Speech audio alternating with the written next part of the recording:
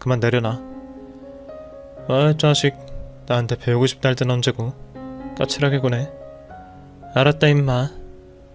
그리고 아내가 커피 3잔을 가지고 거실로 나왔고 저희는 소파에 앉아 대화를 나누기 시작했습니다.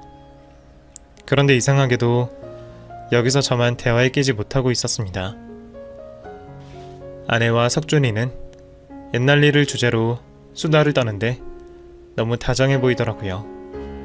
석준이가 워낙 여자들과 허물없이 지내고 말재간도 있어서 그러려니 하려고 했는데 그 순간에도 괜한 질투심이 폭발해버려서 삐친 표정을 짓고 가만히 앉아 있었습니다. 하지만 두 사람은 아랑곳하지 않고 계속 수다를 떨었습니다. 아내는 웃음을 지을 때마다 석준이의 팔과 허벅지를 툭툭 치기까지 하며 저에게 질투심을 더 폭발하게 만들었습니다. 이윽고 석준이가 그만 집으로 가야 한다며 자리에서 일어나자 아내는 아쉬운 얼굴로 자주 놀러오라는 인사를 건넸습니다.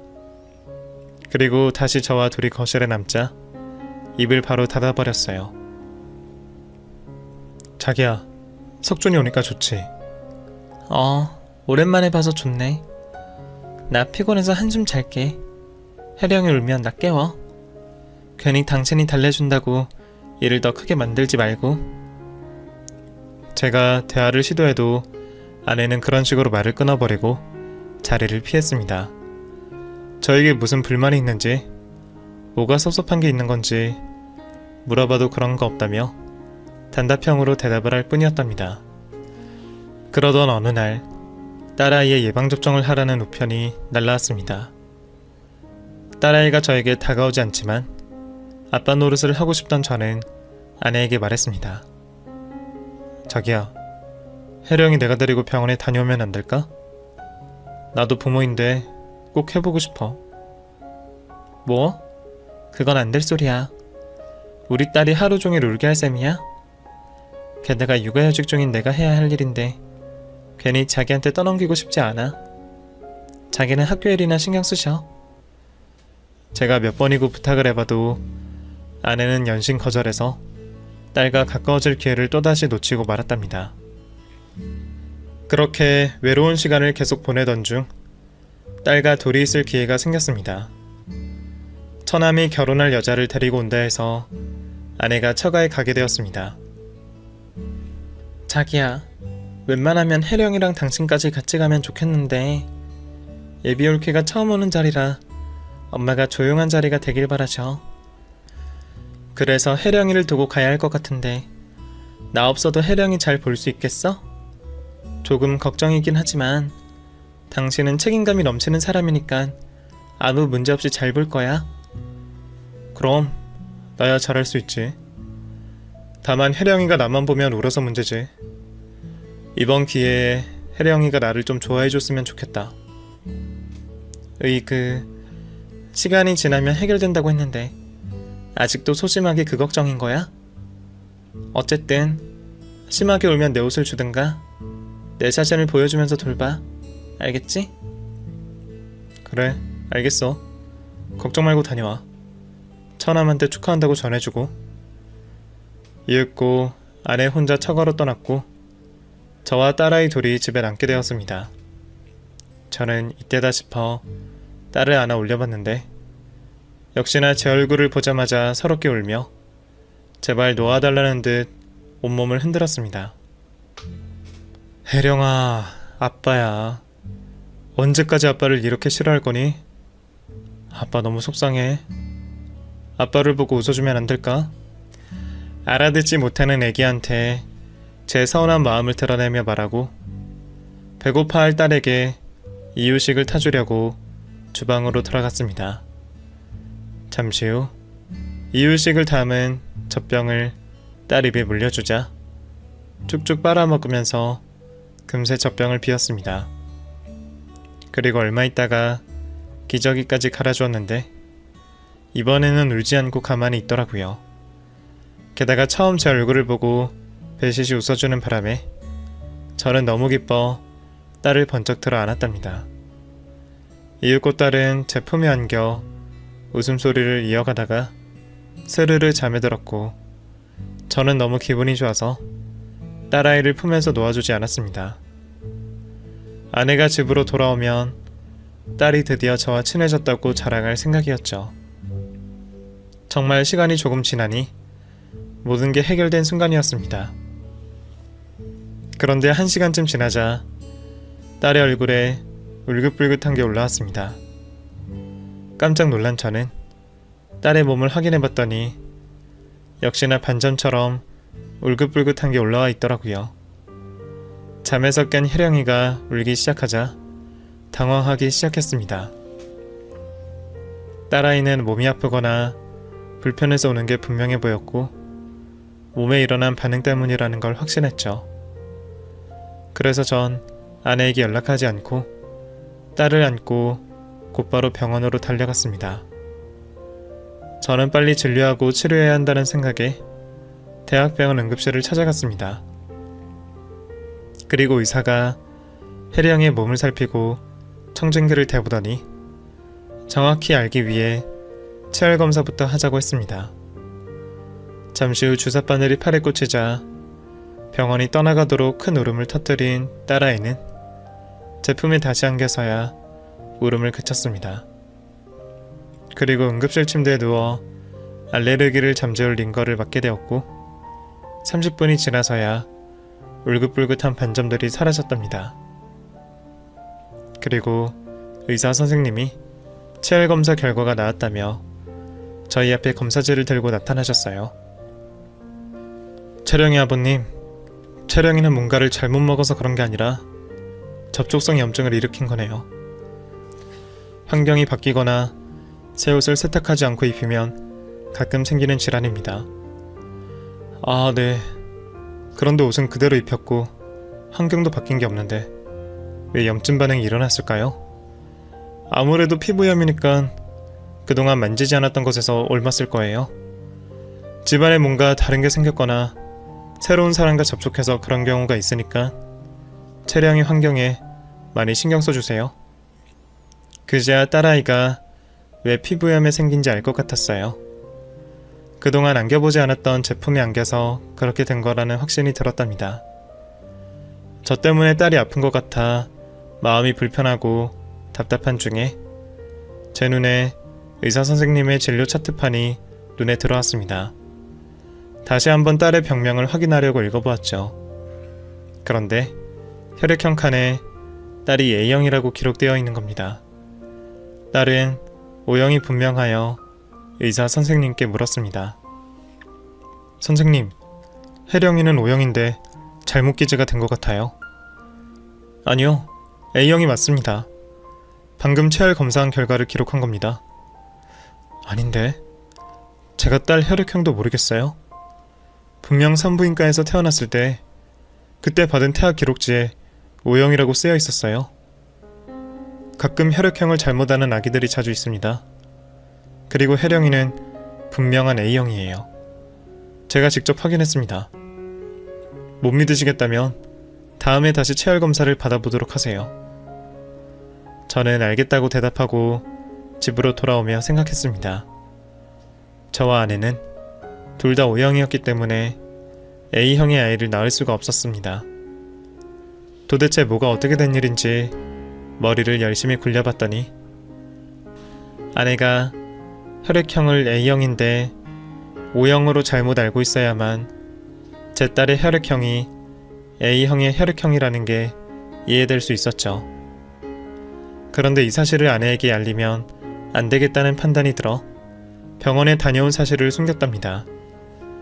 그리고 그날 저녁 아내와 혜령이가 잠들고 서랍장을 뒤적거리며 뭔가를 찾으려 했습니다. 아내가 매일 육아일지를 쓴다는 걸 알고 있어 거기에 혈액형에 대한 이야기도 적혀 있을 것 같아 열심히 찾아봤죠. 하지만 어디에 숨겼는지 육아일지는 제 눈에 보이지 않았습니다. 그런데 뜻밖의 물건을 찾아냈습니다.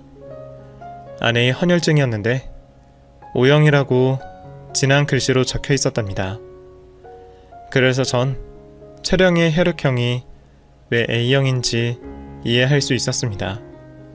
채령이는 제 친딸이 아니라는 걸 깨달았습니다. 아내가 바람을 피워 제 딸을 낳았다는 생각에 하늘이 무너진 것만큼 괴롭고 화가 났습니다.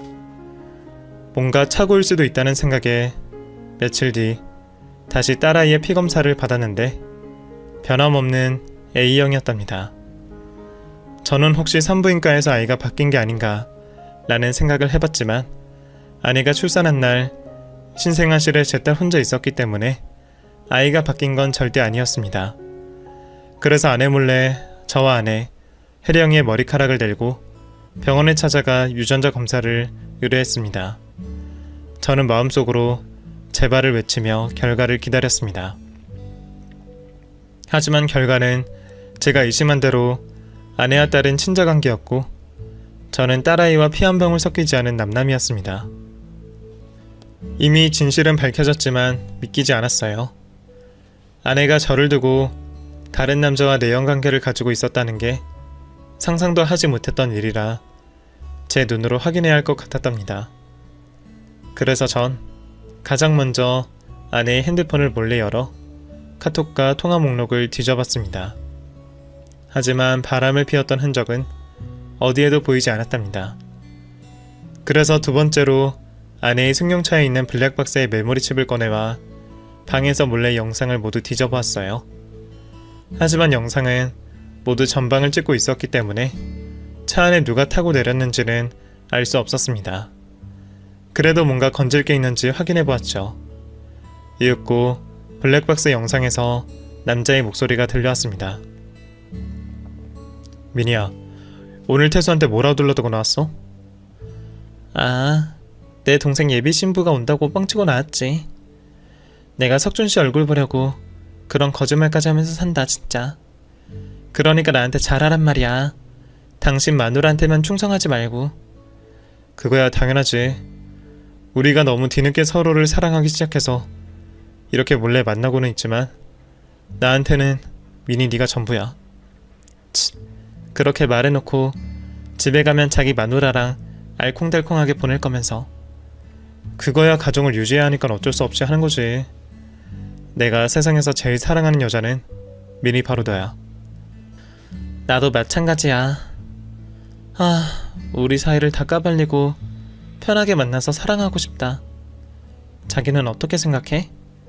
이혼하고 우리가 재혼해서 새롭게 시작하는 걸 말이야. 그야 마음 같아선 당장이라도 이혼하고 싶지. 그런데 우리 직업이 선생님이잖아. 불륜의 이혼이 소문나면 골치 아파져. 그리고 당신과 태수 사이에서 태어난 딸이 내 딸이라는 게 밝혀지면 그땐 수습이 불가능하다고. 그러니까 우린 계속 비밀 연애로 만족하면서 지내자. 이것도 나쁘진 않잖아. 스릴 넘치고 재밌지 않아? 영상 속 목소리의 주인이자 아내의 상간남은 다른 누구도 아닌 저와 제일 친한 친구 석준이었습니다. 그리고 제 딸이 두 사람의 딸이라는 걸 알게 되었죠. 충격을 받은 저는 머리카락을 쥐어뜯으며 분노했습니다. 가장 믿고 사랑했던 두 사람에게 배신을 당했기 때문에 몇 배로 힘들었답니다. 이튿날 학교에 출근해 석준이에게 아무런 내색을 하지 않았습니다. 아직 증거로 필요한 게 하나 남았으니까요. 제 딸 혜령이가 그 자식의 딸인 걸 확실히 알기 위해 석준이가 쓰던 칫솔을 몰래 챙겨 돌아왔답니다. 그리고 유전자 검사가 나온 걸 확인했더니 역시나 제 딸은 석준이의 친자였습니다. 지난번 석준이에게 안기던 딸아이의 모습을 회상하니 핏줄이 당겨서 그랬던 것 같다는 생각이 들었고, 그동안 저를 멀리하던 딸은 아빠가 아닌 낯선 아저씨였기 때문이라는 생각이 들었네요. 그래서 더는 딸아이에게 잘 보이려고 노력하지도 않았고 조금의 정도 주지 않기로 했답니다. 그렇게 이틀 뒤 학교를 퇴근하고 석준이에게 딸이 보고 싶어 한다 말하고 저희 집으로 데려갔습니다. 집에 도착했을 땐 아내는 아이를 데리고 외출을 했는지 보이지 않았죠. 집이 조용하네? 김민희 선생님이랑 혜령이는 어디 갔어? 잠깐 나갔나봐. 차라리 잘 됐네. 널 두들겨 패려면 단둘이 있는 게 나을 테니까. 무슨 소리야? 나를 팬다니? 지금 농담한 거지, 태수야? 어? 석준이의 말이 끝나자마자 그 자식의 얼굴에 주먹을 던졌습니다. 태수야 왜 그래? 갑자기 이러는 이유가 뭐야? 어? 그건 이따 미니가 오면 말하고 일단 좀 더 맞아라. 저는 아내가 오기 전까지 석준이를 실컷 두들겨 패줬습니다. 그러자 현관문이 열리며 아내와 딸의 모습이 눈에 들어왔습니다. 아내는 저에게 흠씬 두들겨 맞은 석준이의 몰골을 보고 소스라치게 놀랐습니다. 이게 무슨 짓이야? 당신 지금 유 선생님을 때린 거야? 당신 절친을 이렇게 때린 이유가 뭐야? 김 선생님, 저도 모르겠어요. 태수 녀석이 다짜고짜 주먹을 휘두르는데 무슨 이유인지 알려주지 않네요. 나 죽네 진짜. 저는 진실을 밝힐 때가 왔다고 판단했고 처음으로 아내에게 물었습니다. 여보, 혜령이 내 딸 맞아? 갑자기 그게 무슨 소리야. 당연히 당신 딸이 맞지. 그런데 왜 혈액형이 달라? 당신과 나는 O형이잖아. 얼마 전에 혜령이 데리고 병원에 갔더니 A형이라더라. 당신이 지금 뭔가 오해하고 흥분했나 본데 아니야. 당신이 잘못한 거겠지. 아니, 제대로 알고 있으니까 묻는 거야. 병원에서 혜령이 피검사를 2번이나 했다고. 설마 지금 나 의심하는 거야? 혈액형이 다르다고 이상한 생각하고 있는 거냐고. 게다가 혜령이를 봐. 당신과 붕어빵이잖아. 당신 이상해. 자기 애도 못 알아보는 아빠가 어딨어. 그래서 전 손가락으로 석준이를 가리키며 말했습니다. 그럴 줄 알고 애아빠 데리고 온 거야. 무슨 애아빠? 설마 유 선생님을 애아빠로 생각한 거야? 아니 무슨 근거로? 일단 혜령이 방에 두고 나와. 보여줄 게 있으니까. 아내는 침착하려 했지만 긴장한 걸음을 숨기지 못했습니다. 석준이 역시 바닥에 앉아 손을 부들부들 떨고 있더라고요. 잠시 후 아내와 석준이는 제 앞에 앉게 되었고 저는 유전자 검사지를 던지며 말했습니다. 야, 이 더러운 것들아. 내가 언제까지 속을 줄 알았냐? 베스트 프렌드라는 놈이 내 아내를 꼬셔서 불륜을 저지른 것도 모자라 임신을 시키고 내 자식으로 둔갑을 시켜? 민희 너도 마찬가지야. 바람 피울 남자가 없어서 내 절친과 그 짓거리를 해? 둘 다 가만두지 않을 거야. 제가 엄포를 놓자 아내는 바로 바닥에 무릎을 꿇었습니다. 여보, 잘못했어. 나는 가만히 있었는데 당신 친구가 먼저 나를 유혹했다고. 그리고 혜령이는 진짜 당신 딸인 줄 알았어. 그래서 낳은 거야. 이 자식의 줄 알았더라면 낳지 않았을 거야. 아내는 말도 안 되는 변명과 자기 딸을 낳느니 마느니 막말을 하며 용서를 빌었습니다. 아내는 딸을 낳고 혈액형을 들킬까봐 저 모르게 위조한 태아 기록지를 보여줬던 거랍니다. 저는 너무 어처구니가 없고 화가 나서 아내의 뺨을 날렸습니다. 더럽다 못해 천박하기까지 하구나. 내가 너 같은 여자를 사랑했다는 게 한심할 뿐이다. 유석준, 너도 똑같아. 태수야, 진짜 미안하다. 어쩌다 김 선생님이랑 술을 마시게 되었는데 실수를 해버렸고 나중에는 갈피를 잡지 못하고 사랑에 빠진 거야. 이건 교통사고랑 똑같다고 생각하면 돼. 이제라도 바로 잡을 테니 네가 우리를 용서해주라. 제발. 다시 주먹을 날려 석준이를 눕혀버렸습니다. 그런데 오뚜기처럼 다시 일어나 제 앞에 무릎을 꿇더라고요. 두 사람은 나란히 무릎을 꿇고 손이 발이 되도록 빌며 울부짖었습니다. 아내는 모든 걸 덮어주고 새 식구가 같이 살자고 빌었고 태수는 자기 가족들한테 말하지 말아달라며 질질 짜며 빌었습니다. 이것들은 변기통보다 더럽고 추악해. 아무렇지 않게 살자고? 피 한 방울 섞이지 않은 애를 내 딸로 키우라고? 석준이 너희 가정을 깨트리지 않게 입을 다물어 달라고? 웃기는 소리들 하네. 난 너희 두 쓰레기를 가만두지 않을 거야. 끝까지 복수해서 갈기갈기 찢어버릴 거야. 최후의 통보를 하고 집에서 나와버렸습니다. 저는 바로 변호사 사무실을 찾아가 블랙박스의 불륜 증거와 빼도 박도 할 수 없는 유전자 검사 결과지를 들고 가 이혼 소송과 상간남 손해배상으로 고소를 날렸습니다. 그리고 석준이 아내에게도 이 사실을 알려주었습니다. 그녀는 저처럼 아무것도 모르고 있던 피해자였고 충격을 많이 받아 혼절까지 했답니다. 그러고 나서 이혼소송을 진행하게 되었죠. 하지만 여기서 복수가 끝나면 안 될 일이었습니다. 이런 두 쓰레기가 다시 학교로 돌아가 아무렇지 않게 학생들을 가르친다는 게 말도 안 된다고 생각했습니다. 그래서 학교장님을 찾아가 이 사실을 전했더니 징계는 가능하나 해임시키는 건 어려울 거라고 말씀하셨습니다. 아무래도 공무원이니 마음대로 잘 수 없다고 하더군요. 그래서 교육청을 찾아가 제가 당한 사건을 모두 공개했습니다. 교육청 측은 조사를 하고 결과를 통보해주겠다며 저를 돌려보냈습니다. 그리고 얼마 지나지 않아 연락이 왔는데 아내와 석준이를 파면시키겠다는 통보를 했답니다.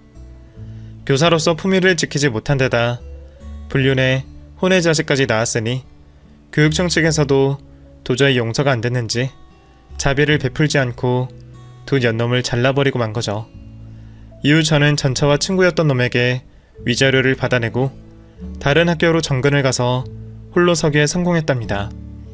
그리고 전에 있던 동료 선생님에게 연락이 왔는데 전처는 혼자 애를 키우며 가외 선생님으로 일하고 있다는 소식을 전했고 석준이는 이혼당하고 택시기사를 시작했다네요. 과거 행실이 크게 소문이 나서 학원 같은 곳에서도 받아주지 않아 교육업을 포기하고 택시기사로 전업했답니다. 제가 겪은 최악의 결혼 이야기는 여기서 막을 내려야겠네요. 믿었던 사람들에게 배신당하고 상처받은 제가 다시 사랑을 할 수 있을지 아직 모르겠습니다. 그래도 언젠가는 좋은 사람을 만나리라 믿고 있어요.